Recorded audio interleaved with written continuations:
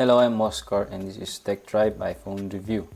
So last video natin is unboxing and first impression ng iPhone 16 Pro wherein connect natin yung iba't ibang physical buttons na meron dito sa iPhone 16.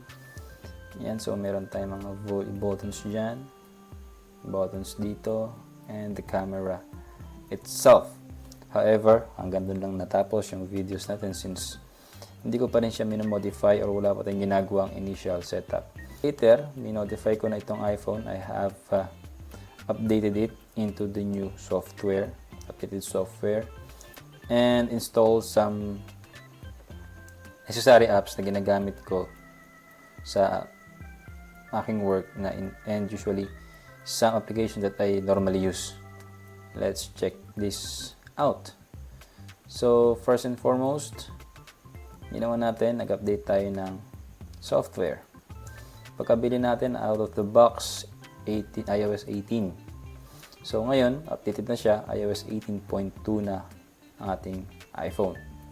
And then, nag-create nga pala ako ng panibagong Apple ID. So hindi ako nag-migrate, hindi ako nag-transfer ng files mula dun sa luma nating iPhone 12 na cellphone. So, fresh from start, new Apple ID, new installations, new applications. Aside from that, let's check this nasa ating iPhone. So, makita ninyo sa left side, it was bombarded by various widgets before. So, ngayon, meron na tayong sinetup ko na siya, malinis na siya. Meron na akong weather widget dito sa taas and screen time sa kanyang ilalim to monitor my usage ng iPhone. So, sabi dito is madalas daw ako nagti-TikTok and yeah, that's how it goes. And sa main setup natin, I have installed these applications na kailangan ko talaga araw-araw.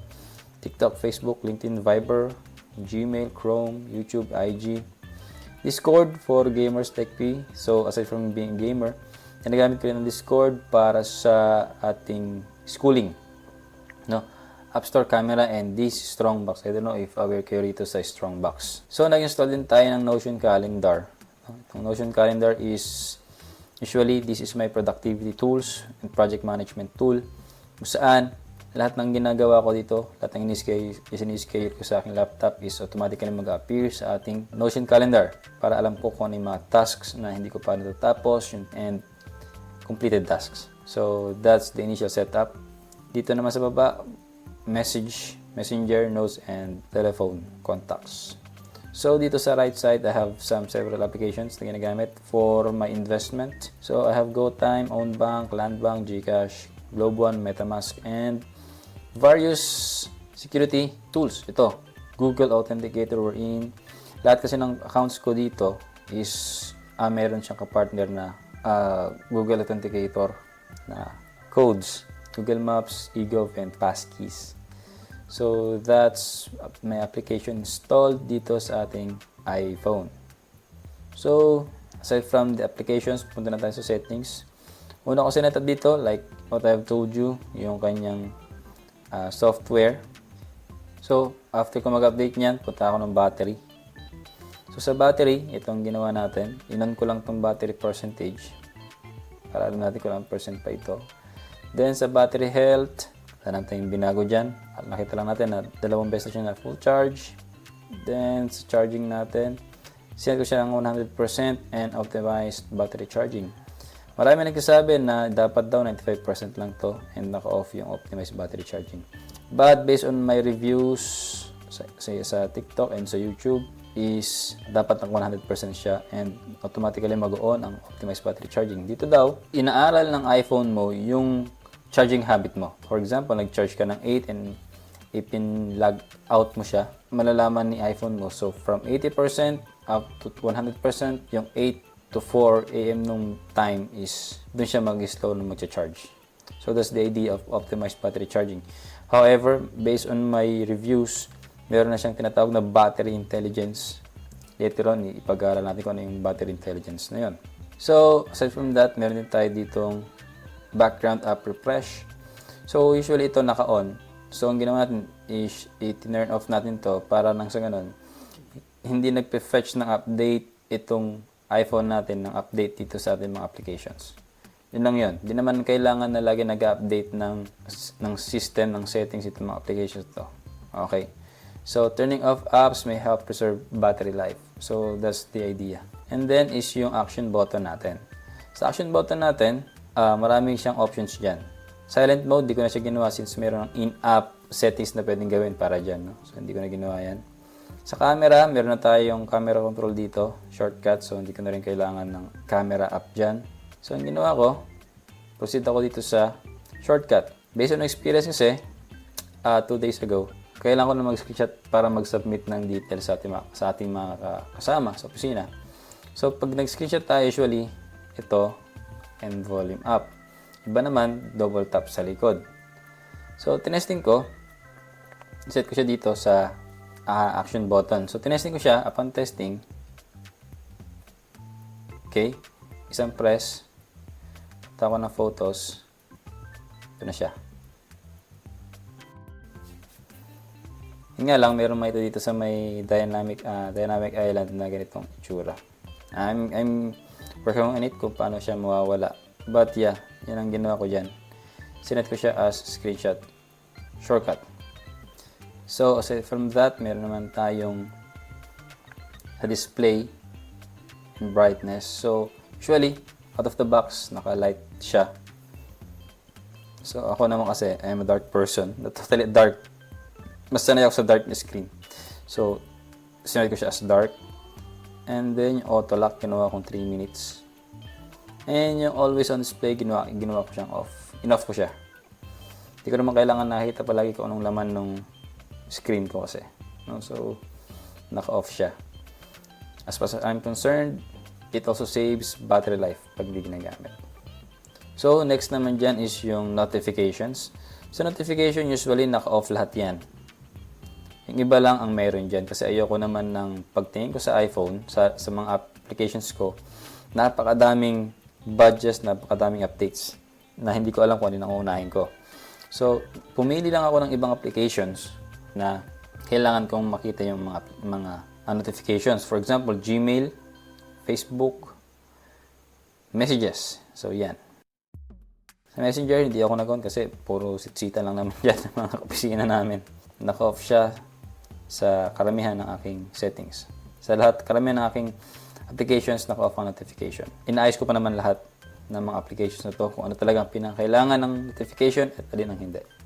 Okay. So, aside from notification, punta tayo ng sound and haptics. Gaya ng sinabi ko sa inyo kanina, hindi mo na kailangan mag-set ng silent mode dito sa action button kasi meron ka na dito sa sound and haptics. Kailangan mo lang siyang i-on and show sa status bar na naka-on ang silent mode. Ngayon, pwede rin siya naka-off na ganyan. So, ako kasi, I usually don't switch on the silent mode kasi hindi ko maririnig yung mga alerts. Kaya ito, pag kasi naka-on siya, yung mga ringtones, pag tumawag sa'yo, I think hindi mo maririnig. So, that's the idea na meron ako. Sa keyboard, feedback, ayoko na maingay. Di ba usually, out of the box, pag nag-type tayo, may mga clicking sounds. So, dito, in-off ko siya. And, nagva-vibrate siya pag nagtatype tayo. So, in-off ko rin siya. Ayoko kasi na nag-vibrate and maingay.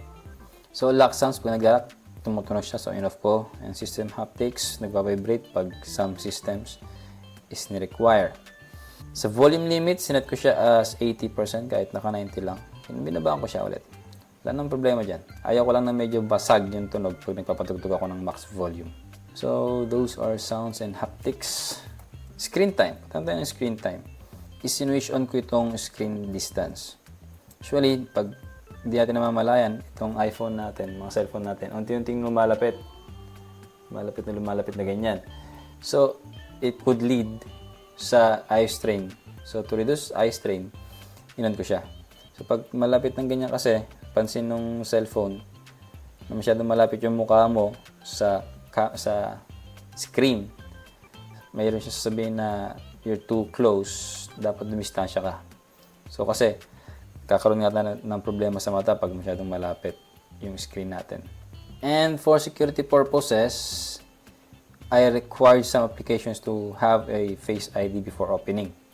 Tulad nitong ano ba, Chrome, require Face ID. Pag na-require mo yung Face ID, every time na i-open mo yan, hanapin yung mukha mo. Pag wala, hindi mo ma-open yan. So, katulad sa Facebook, naka-require sa LinkedIn, sa Viber. Yeah, so, those applications are required my face before opening. Aside from those privacy concerns and security, meron ako nakita dito sa photo app. Ang sinwitch on ko lang is media types, albums, pin collections, and utilities.